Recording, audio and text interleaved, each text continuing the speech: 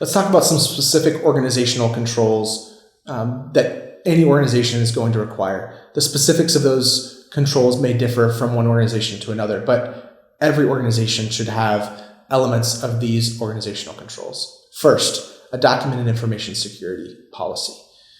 No matter what kind of processing activity an organization engages in, whether an organization is a controller or a processor, whether an organization processes special categories of data or personal data that may even be publicly available, each organization should have some documented information security that establishes the standards, enforcement, and monitoring for an organization's information security protocols.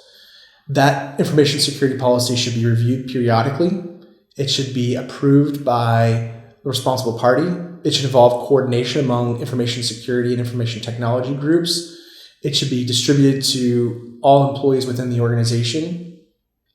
And it should be tested after incidents and when information security standards change to ensure that it is current and up to date. A second organizational control that all organizations should implement is a GDPR training program. This should coordinate or supplement any existing information security program and should explain the requirements of GDPR and how they coordinate with an organization's existing information security standards. There may be some elements of GDPR, including specific security requirements that are different for an organization than other security requirements, whether that relates to international data transfers, data access, data use, safeguards, or transparency. There should be a clear communication about additional or different requirements from GDPR compared to other information security requirements. A third organizational control for controllers and processors is a business continuity program. All organizations are required by GDPR to maintain the integrity and accessibility of data. And one of the ways they can do that is to ensure that in the event of an environmental or man-made disaster, that their data is available and it's unchanged. Whether that's through data backup, whether it's through alternate locations, or whatever means an organization uses to ensure that there is an appropriate business continuity program that includes disaster recovery. That program should be monitored periodically, it should be tested, and should it be distributed among the organization. One of the most pressing technical controls that all organizations face is a mobile device policy, whether that includes cell phones, tablets, laptops, and other removable storage.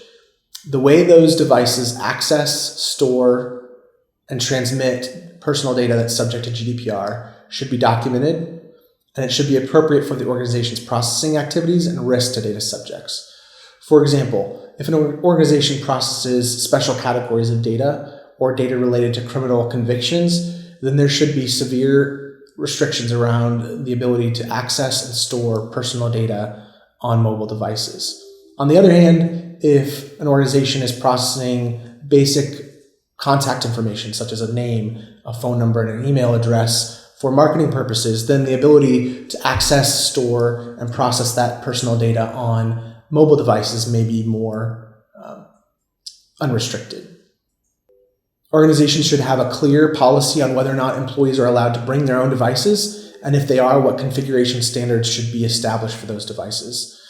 Even for devices that are provided by the organization, there should be clear configuration standards that ensure that there are preventative security measures and reactive security measures, such as remote wipe and other methods to reduce the impacts of a personal data breach. Another technical control that all organizations should consider is logical access restrictions.